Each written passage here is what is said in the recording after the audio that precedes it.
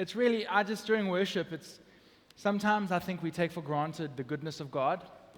And I think sometimes we take for granted how He's been there for us when we don't think He's been there for us. And I think, well, let me talk for myself here. I won't talk on your behalf. I sometimes feel like moments where I just go, God, you know me, you know the best parts of me, you know the worst parts of me, and you love me still. And your plan is still good and perfect for my life, regardless of me, and regardless of the choices I make, and regardless of the mistakes I make, and the things I say. Your plan doesn't change for my life. And I just wanted to just mention that. I just think it's fantastic, because I'm desperate to go all in for Jesus. I'm desperate to go all in for Jesus. You hear stories. We're going to hear a story now. We read books. We are inspired by people that go all in for Jesus. And I really do think that deep down inside, many of us, particularly in the Western world, where we are drowning in individualism and drowning in a intellectual approach to life, that we lose sight of the fact that we can go all in, that God's plan for us is good, and it's perfect, and it's true. And His plan for us means that we are able to go all in. It's not on us. It's actually not on us to go all in for Jesus. It's on Him. We just have to put our hands up and be ready to be used by God. Over 100 years ago, there was a guy called A.W. Milne. He set off to the South Pacific as a missionary. For any of you who don't know, about 100 years ago, the South Pacific was a pretty hectic place to go. It was a suicide mission. Not just a mission, it was a suicide mission, because the people that these guys and girls were going to go reach were people that not only like to hunt headhunters, they maybe liked a bit of, I'm going to have some calf with my dinner. There was a little bit of a cultural misunderstanding when it came to what was acceptable to eat and what not to eat. So these missionaries were like, we're going to go reach these people in the South Pacific. And they got there, and it was the stereotypical island people with steers. They saw steers coming off the boat, let's just say it like that.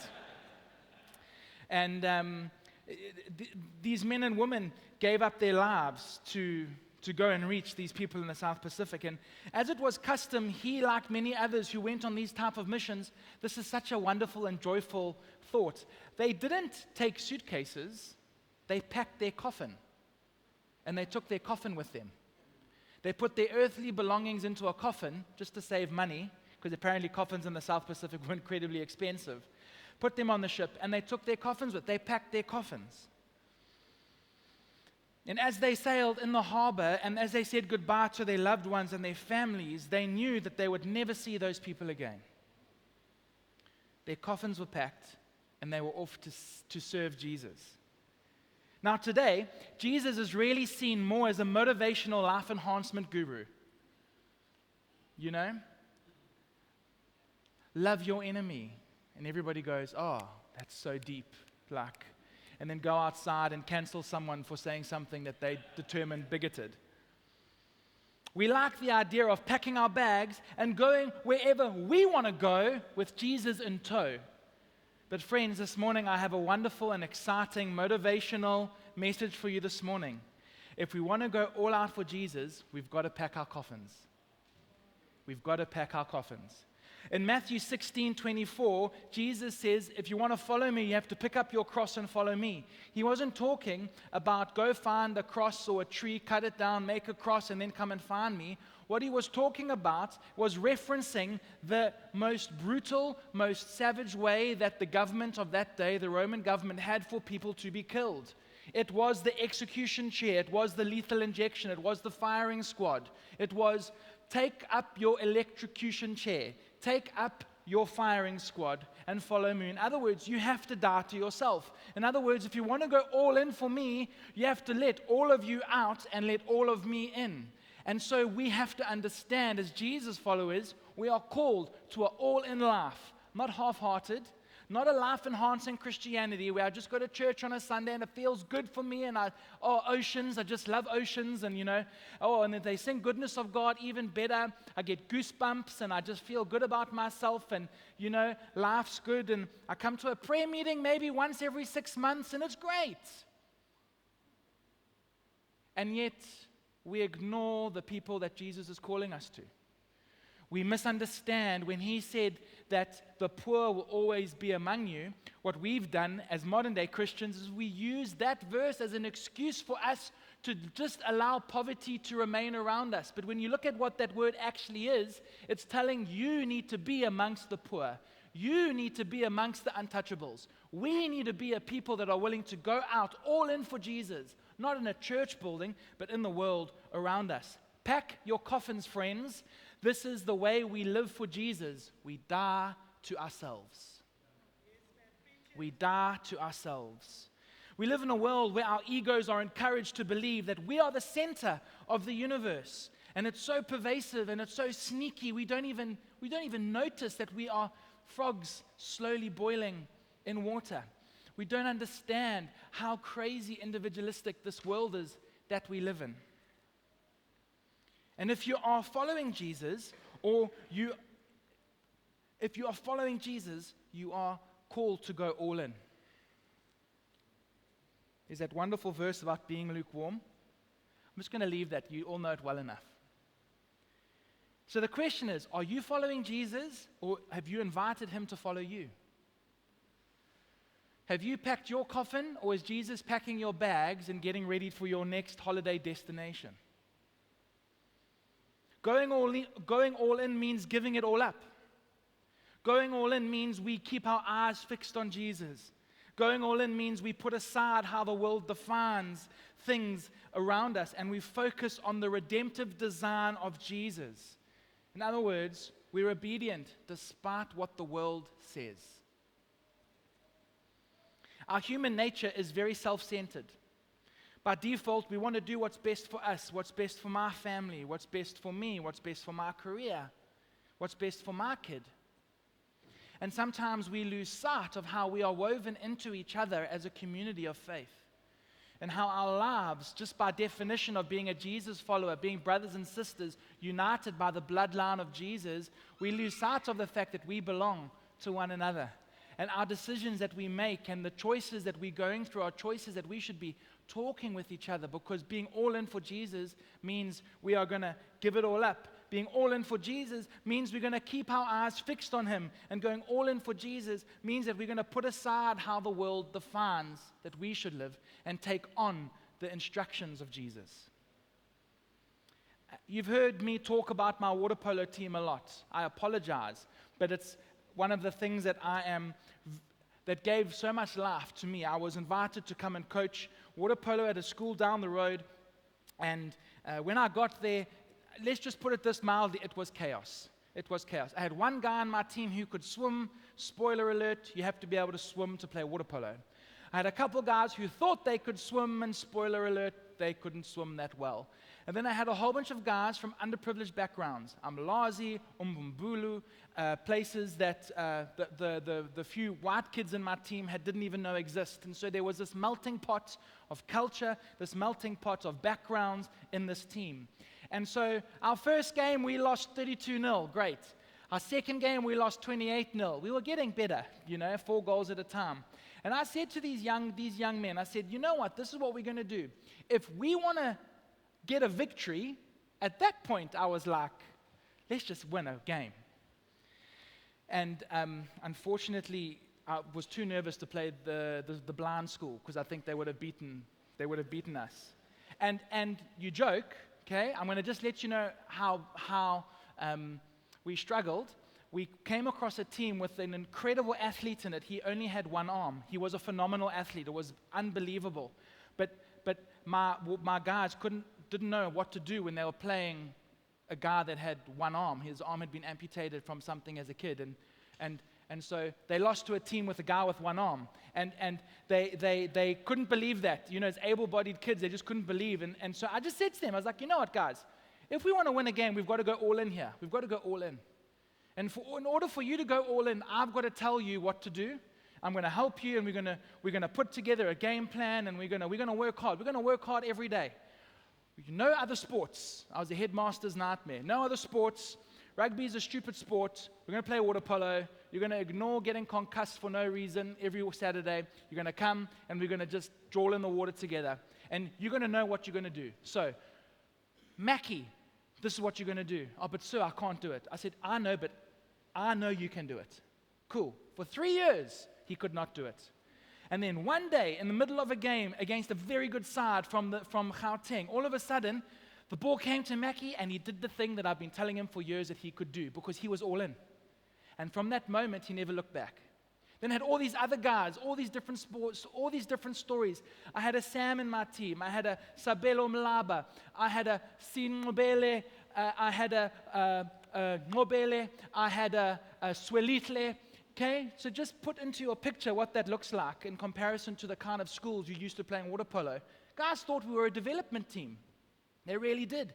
Because I had one white guy on my starting team, and it was the most phenomenal thing, because we rocked up and we dominated. And we dominated because they were all in. It took them a while to go all in. It took them a while to understand that, to believe the words of their coach, to believe that their coach, despite the odds stacked against them, hey, listen, when you guys get to matric, if you trust me and you trust the processes that we put in place as a team and we build a culture, we will beat the school that beat you 28-0 in their home pool. And in their matric year, in the final game of their season, they beat the school that beat them 28-0. And it was because they were all in. You see, friends, going all in isn't just about you. It's about God giving you instruction. It's about understanding and starting to believe His words over your life. And understanding that you are able to participate and you are able to be part of something that's bigger than yourself. And that little water polo team that I was very privileged to be a part of, by the time they finished school, they had beaten every single team that had clapped them in their under 14 and under 15 years. They were ranked in the top 10 of South Africa, and a couple of them are now in the running to go to the Olympics in a few years' time. Catching taxis at 4 o'clock in the morning to get to water polo. And these guys now, why? Not because of me. I don't understand how it happened. It was because we just agreed together. We're going to go all in together. We're going to do this. We're going to give everything to this thing, this little water polo team. A bunch of average guys from very average homes. We're going to go all in for Jesus. In Matthew 19, verses 16 to 22, we have one of my favorite stories. I've spoken about this before, so I'm going to just briefly touch about it. It's a story about a rich young ruler. I just want to touch on it very quickly, from 16 to verse 22. Someone came to Jesus with this question: "Teacher, what good deed must I do to have eternal life?" This dude was a young rich ruler. He was young, he had money, he probably was a bachelor. The ladies were probably after him. And he asked this question: Why ask me about what is good?" Jesus replied. "There is only one who is good. But to answer your question, if you want to receive eternal life, keep the commandments." "Which ones?" "I know them all." "Which one are you referring to?" That's what he says. Jesus replied, "You must not murder. You must not commit adultery. You must not steal. You must not testify falsely. Honor your father and your mother. Love your neighbor as yourself." "I've obeyed all these commandments, Jesus. Like, this is old news to me. I've got this." "Cool. What else must I do?" So then Jesus says, "If you want to be perfect, go and sell all your possessions and give the money to the poor, and you will have treasure in heaven. Then come follow me." When he heard this, he went away sad, for he had many possessions, and he could not give them away. Going in all in for Jesus means giving it all up. Going all in for Jesus means giving it all up. Here was a rich young ruler. He knew the Bible. He knew the commandments. He understood what he needed to do on the outside, but Jesus went for what was on the inside. Jesus said to him, "That's cool. If you want to play the game of doing a salvation miracle on your own terms, in other words, if you want to save yourself, then what I will do is give you something impossible to achieve, because you'll never be able to achieve it." The question was the wrong question. The question should have been, "Jesus, how do you give me eternal life?" That's the reality, because we can't do anything. It's Jesus that gives us this gift. And so there's this incredible thing. You have to give up everything. And he just couldn't do it. And I've said this before, it's a bit of a sad moment because we're like, oh, this is a bit of a sad story. But the good news is that this guy rocks up later on in Acts. Historians think, and they've traced this particular character, so it's not all bad news for him. But he just couldn't give it all up. And Jesus needs us to be able to willingly give up everything to follow him. In Matthew 14, verse 22, we're hanging out a little bit in Matthew this morning. Matthew 14, verse 22, we have quite a crazy little scenario. Immediately after this, so there's just been a whole bunch of stuff that's gone down. Jesus has fed a couple thousand people. Immediately after this, Jesus insisted his disciples get back into the boat, cross over to the other side while he sent people home. After sending them home, he went up onto the hills by himself to pray. Night fell, and he was there alone. Meanwhile, the disciples were in trouble, far away from land, for a strong wind had risen up, and they were fighting heavy waves. About 3 o'clock in the morning, Jesus came towards them, walking on water. That's the noise I would have made. When the disciples saw him walking on water, they were terrified. In their fear, they cried, "It's a ghost!" But Jesus said to them, "Don't be afraid. Take courage, I am here." Then Peter called to him, "Lord, if it's really you, tell me to come to you, walking on water." "Yes, come," Jesus said. So Peter went over the side of the boat and walked on water towards Jesus. Flip. And then what happens? Sorry, I lost my place. But when he saw the strong winds and the waves, he was terrified and began to sink. "Save me, Lord," he shouted. And Jesus immediately reached out and grabbed him. "You have so little faith," he said. "Why did you doubt me?" I really imagine that being in that tone. "Oh, Peter, come on, man. Why did you doubt me? I had you." You see, we live in a world with lots of noise. We live in a world with lots of storms. And Jesus, in the craziness of that, doesn't make sense. Jesus calls us to get out the boat. If we want to go all in, we've got to keep our eyes fixed on Jesus. Peter didn't do that. He got distracted by the storm. He got distracted by the waves. And let's be honest, he got distracted by the fact that he was walking on water, an impossible feat. Now, I've had the privilege of going to the place and seeing this little, I thought it was quite funny. The Sea of Galilee is quite small. From when you're coming down from Tiberias, it's not like a massive body of water. Little chuckle to myself, I'm like, geez, these guys were scared in that, but apparently the wind can get quite hectic there. And I've seen people, crazy people, on a boat with oceans playing, trying to walk on water. It's a very regular thing in that part of the world. And let me tell you something, no one yet has walked on water. It's a pretty impossible thing to do. Living the way that Jesus has called us to live in the world that we live in today does seem to be a very impossible task.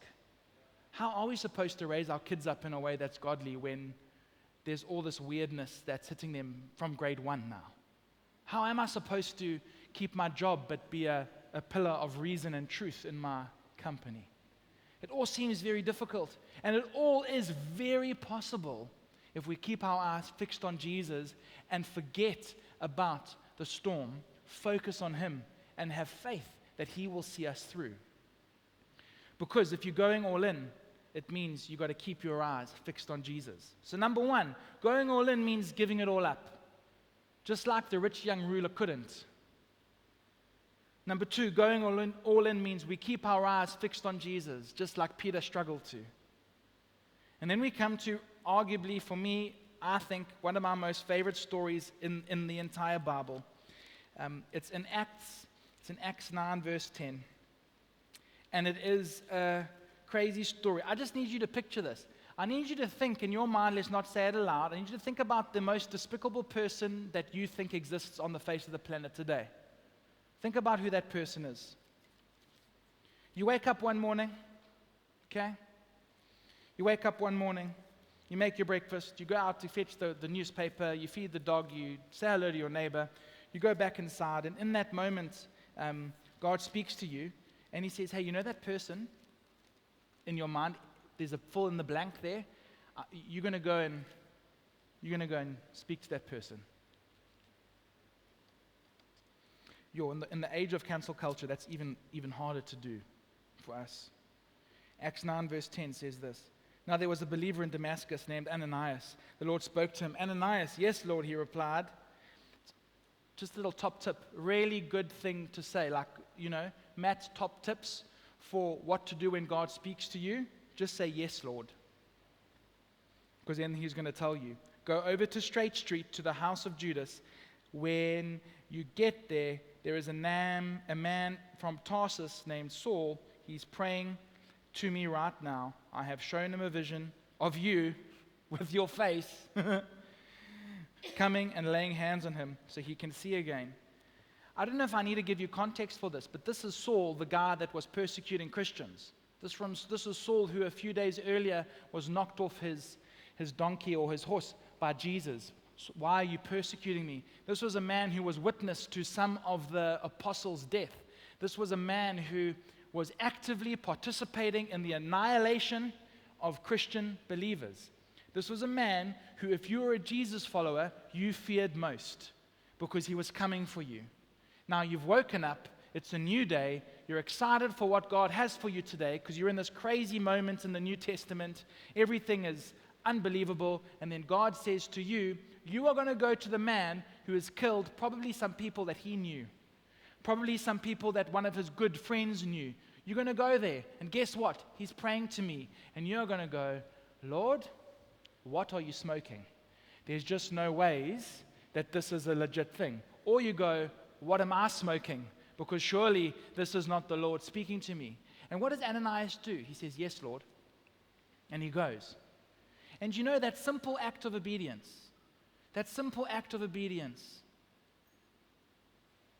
resulted in the greatest apostle and the greatest leader of the church that we've ever seen. Paul is, by that stage, his name was Saul, it then becomes Paul. Paul is undeniably one of the great writers in history, Christian or secular. He's one of the great leaders in organizations in history, Christian or secular. You know why? While he was blind in that little inn in the house of Judas, wherever he was, in Straight Street, and then when he disappeared into the wilderness for a bit and went and studied some school of leadership and theology. That's what he did there, so sign up for school of leadership and theology. Okay, he was there and he was studying there and did all that stuff. In that moment, God was giving him a blueprint in his mind and in his heart to put together the single greatest organizational network of human beings that this world has ever seen. That one moment has resulted in the billions of Jesus followers all over the world. Paul played a huge part in where we are today. That little moment of obedience when it didn't make sense, why would I go there and speak to that person? He disagrees with everything I stand for. And he kills people that I know and I love. Going all in for Jesus means putting aside how the world defines how we should act and focus on the redemptive design of Jesus. In other words, going all in means being obedient even when it doesn't make sense. Even when it doesn't make sense. And so I just want to touch on this as I come into land. We as Jesus followers need to really dial into this simple truth. Regardless of what somebody has said, regardless of what somebody has done, regardless of the consequences of those actions, the love and the mercy of Jesus is bigger than it. And so who are we to judge whether somebody should receive that mercy or not? Our job is to say, my hand is up, I'm all in, and I'm going there. It's difficult. It's difficult, especially now when we've been primed into teams of opinion. You either agree or you don't, and you're canceled as a result. Jesus is bigger than that. Jesus is bigger than our insecurities. Jesus is calling us to go all in. And that means, regardless of what the world is saying about how things should be, I believe that His forgiveness and His mercy and His grace is bigger than that, and I'm going to go. And I'm going to go, and I'm going to see people come to know Jesus. I'm going to pack my coffin. I'm going to go all in for Jesus. Those 9 young guys, they're not young guys anymore, they're now men. They all over the country at universities. Those young guys, for 5 years of their life, it was just 5 years of their life, they went all in for something that for them was just arbitrary, just a sport. You know, it's just a sport. I try to tell that to me after my team got annihilated yesterday. It's just a sport. But the reality is, all those things are peripheral and not important when it comes to the things of Jesus. And I want to encourage you this morning. Good quick fire message this morning. Number one, pack your coffin. Pack your coffin. Number two, really get to the point where you believe that God is good and only good. Because He is. His ways are not our ways, but His ways are right and wholesome and true. Have deep trust that there is a better way to live than what we see around us. Have a deep trust that there's a better way to live.